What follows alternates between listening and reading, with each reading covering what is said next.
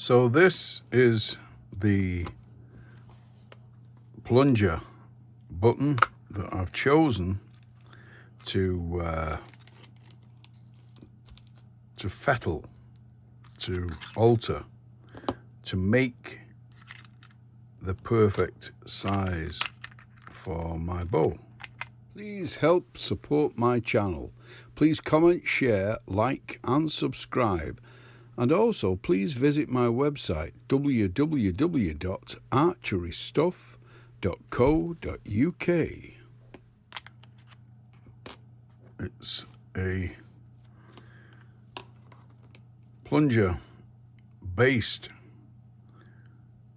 to all intents and purposes, on the design of the Shibuya DX. It's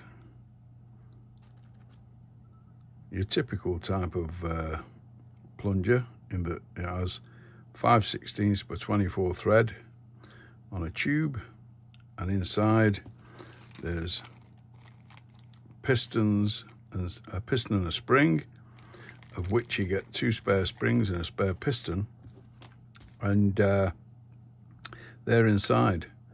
And this is screwed all the way down, and then this M5 screw here is screwed down and then locked in place by this M4.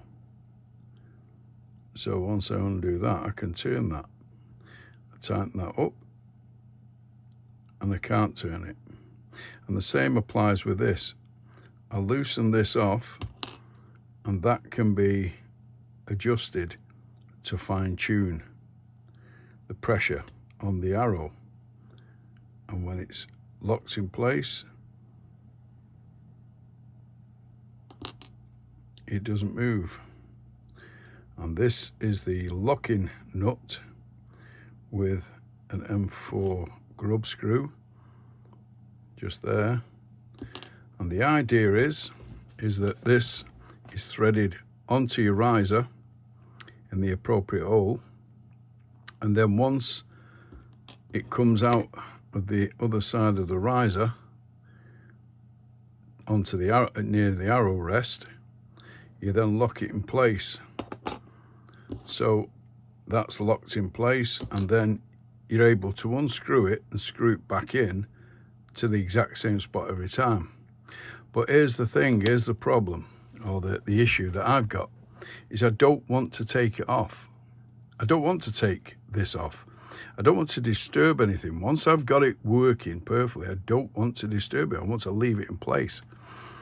And you may disagree with me. You may say, no, it's better, it's safer, you know, this can't break off and blah, blah, blah.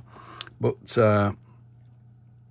it's my personal belief that, you know, that it would be better if this was custom made for my riser. So whatever, there's an O-ring on there, can you see? Whatever the width of the riser,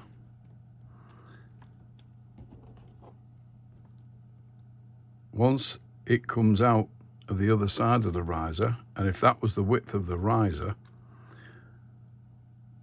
looking on it from a plan view, then that's what you've got left. You've got all this, you know, and I mean, let's just have a quick thumbnail of it, and you're looking there at best part of 9 millimeters. So you got 9 millimeters of thread, and once you've got the spring tension roughly where you want it, well then you really only need to be moving and clicking at least, or at the most, 2 or 3 clicks either way to get your center shot. Any more than that, and you know, the whole thing needs adjusting, in my opinion. So the length of this, all in all, if we take this off, now the thing is, when you take these off, you've got this O-ring, this rubber O-ring there, and behind that grub screw is a very small nylon bush or part. Let's just very carefully take it off,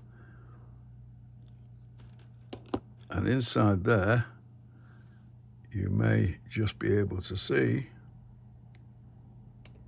oops, there's the O-ring, you may just be able to see the little translucent nylon bush that goes behind the grub screw.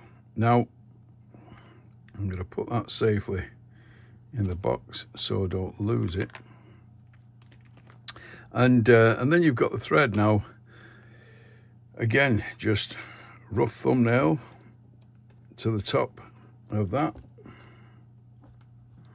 you're looking at 53 millimeters. So you got 53 millimeters to the top of this, to the tip, 53 millimeters.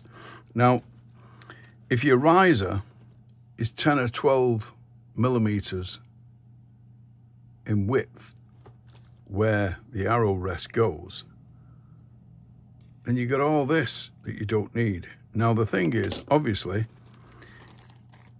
you can't really cut the spring down because of spring tension. They've worked that out, that the spring tension is going to be within that size of spring, and it's going to be a hard medium. That's all, they always seem to put the medium in, so you got the hard, medium and soft springs. Now that spring is going to be compressed within that chamber there, and what's going to happen is that's going to press against the piston, and this piston is flanged there so that the spring sits on it like so, and it presses in. So here's the thing, or here's my take on it. The spring can't be cut down, but the piston can, because like the shank there, if the piston is, let's measure it, say from there, if the piston is 13 millimeters to the end, what difference does it make to the spring if it's cut to 10 millimeters or even to 5 millimeters? It makes no difference at all, because the spring is the thing that's doing the job, that's setting the tension on the arrow.